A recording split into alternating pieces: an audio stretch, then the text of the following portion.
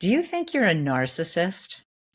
Did your ex say that you're a narcissist and now you're wondering and you're a little concerned? Are you worried that perhaps maybe you are a narcissist? Welcome to my Broken to the Brave podcast. I'm Donna Barnes. And today I want to talk about you thinking that you're a narcissist because few people have said to me recently, "Am I a narcissist?"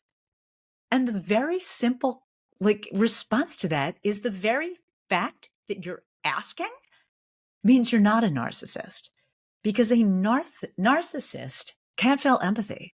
Their brain is not capable of feeling empathy, which is why they can't really love. They're usually highly intelligent and they can mimic what loving behavior is because they're smart enough to have observed that in other people.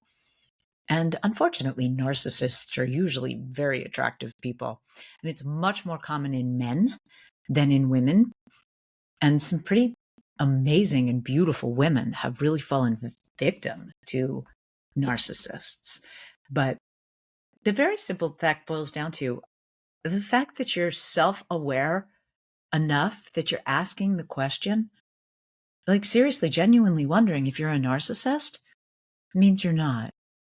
Because it means that you are self-reflective and that you're concerned about how others are interacting with you. And now, narcissists don't like to be wrong and they don't like to be criticized, and they can really actually become violent if you criticize them or try to make them see that they're wrong.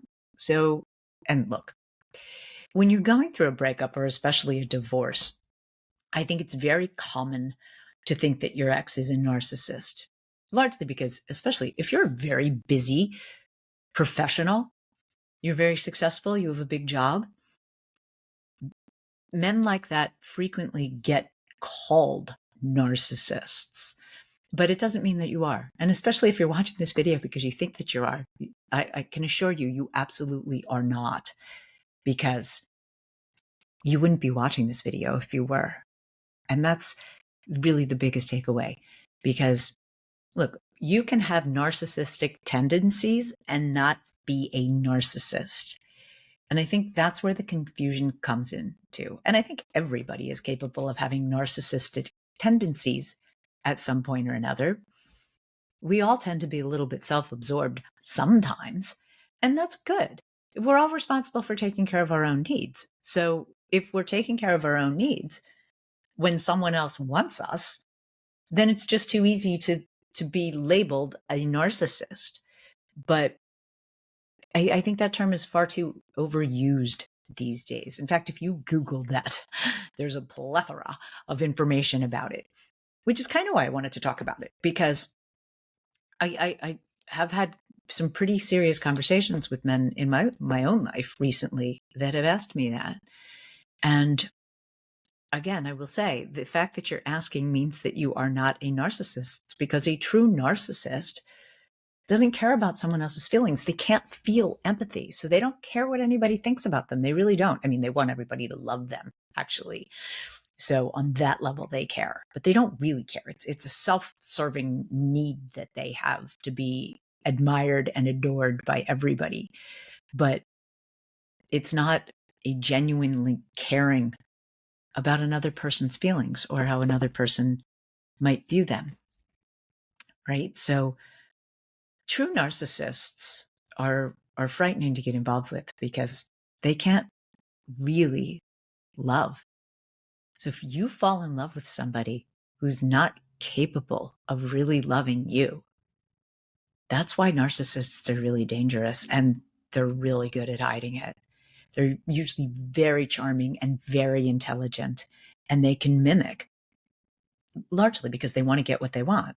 Like especially if you're a very attractive person, man or woman, gay or straight, that the narcissist is very attracted to, they're going to turn on the charm to get you to want to be involved with them.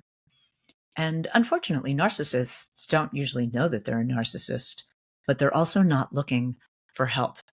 They're not looking for self-growth work. They're not looking to see how they could do something better. And I've had so many people come to me for coaching after their ex left them, and they ask, do people like that ever get help?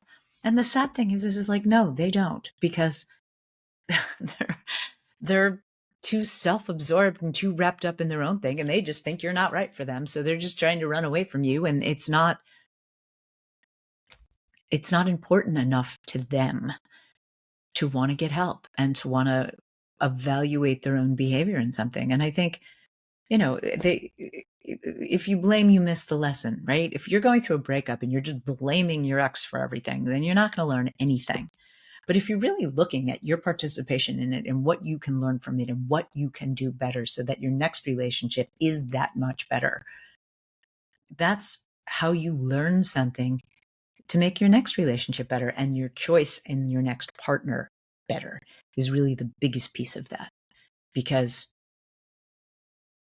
once we're in a relationship, it does take two, and but it's all up to you who you choose to get in that relationship with. And you really need to choose wisely, because I think, unfortunately, when you have great chemistry with somebody, you tend to ignore all the red flags that they're waving, and you're not paying attention to all the reasons. And Jesus, the breakup coach, everybody can put their finger on something that their now ex said during the course of the relationship that foreshadowed how they were going to break up. And it gave them pause, and they heard it, but they didn't listen to their gut that it was a problem. And I guess that's why I'm talking about it, because yeah, it's a problem. When people make jokes about things that, like, oh yeah, I never had a relationship last more than a year, or oh yeah, well, it's because I have commitment issues, or like things that they say in passing is their truth. And that's not about you, and it's not about how much you love them. That's their truth. And you can't change it. The sad thing is, because everybody wants to. Everybody tries to change their partner. They recognize that there's an issue and they want to fix them. They want to charge them. And geez, look, I'm guilty of that. I coach people for a living. So if I'm dating somebody and I can see that there's something that they really need to work on, it's really hard for me not to bring it to their attention, right? But yeah, if they don't ask me, I don't. Because also too, no one wants to feel criticized. So I think it's really hard. If you can see something in your partner that really is troubling and that you think they need to work on, you could say, hey, just something that I've observed, something you might want to consider, but if your partner is a narcissist, it's going to shut them down, and they may attack you, right? Maybe not physically, maybe physically, but definitely verbally. They're going to turn it around and make you a horrible human being for having mentioned that there might be something wrong with them. And if you're in a relationship with someone who's behaving that way, get out, because that is truly a narcissist. If they're making you, like gaslighting, right? Where someone's making you question what you know to be reality is really the definition of gaslighting. So if your partner is now trying to make you feel badly because you mentioned something that you thought might be helpful to them, get out of that relationship, because I promise you it's only going to get worse. It's going to get much worse. The cycle of an abusive relationship is usually, the first time something happens, the abuser feels badly and will apologize to get you to stay with them, right? But then it's going to happen again. And each time it's going to get a little bit worse, and the apology is going to get a little bit worse. And until it's just not even an apology anymore, it's just evolved to constant abuse. And that is the cycle of abuse.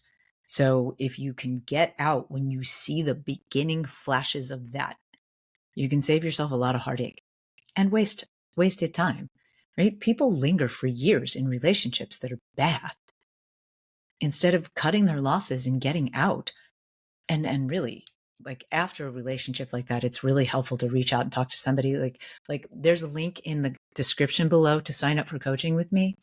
I've helped an awful lot of particularly women, but also men, get out of highly toxic relationships with somebody that they were crazy about.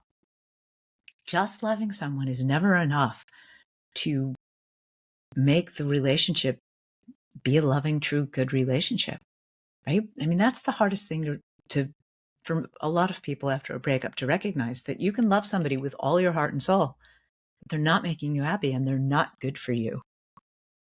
And if you can see that, it's easier to walk away.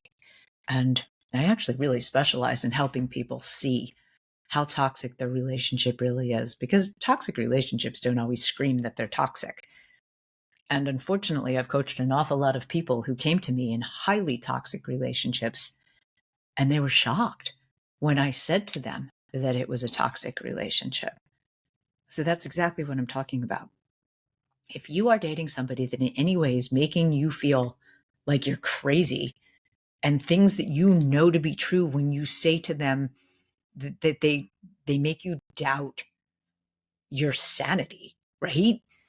That is an abusive situation, and most likely a narcissist. Without getting topic of the narcissist is highly manipulative and will jump through hoops to try to make you see them as this perfect being, and they can't be wrong and they can't apologize, and they are very manipulative.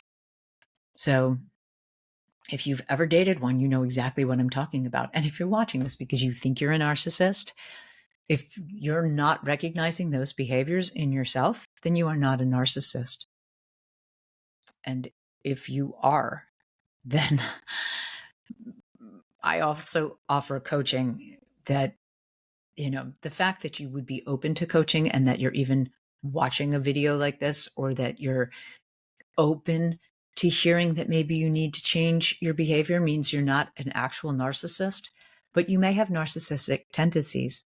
Unfortunately, I've coached clients who grew up with a narcissistic father, that they do model some of the behaviors, but that can be unlearned. And yeah, one of my favorite clients who came to me because he thought he was a narcissist and is now in a fabulous relationship, where prior to coming to me, he didn't think that he was capable. So you can have narcissistic tendencies, and you may have narcissistic learned behavior, but it doesn't mean that you're a narcissist. And if you are watching this video because you would like to change that behavior, then you can. And I'd be more than happy to help you. If you click the link in the description, then you can sign up for coaching with me. I'd be more than happy to help you. I think it's not possible to be open to self-growth and to looking at your own behavior and taking responsibility for it if your brain is classically a narcissistic brain, because a true narcissist is not interested in self-growth. They're just not. And they're really not that self-aware. They're self-important, but not that self-aware. So in my next video, I'm going to talk about how your ex just doesn't care. I think that's a topic that really can be expanded on quite a bit, because people going through breakups want to throw all their emotion and plead their case to their ex, and it falls on deaf ears. Leave me your comments. Let me know what you think. If you have an idea for a video that you'd like me to make, I would love to hear about it. And I look forward to seeing you in my next episode. Thanks for watching.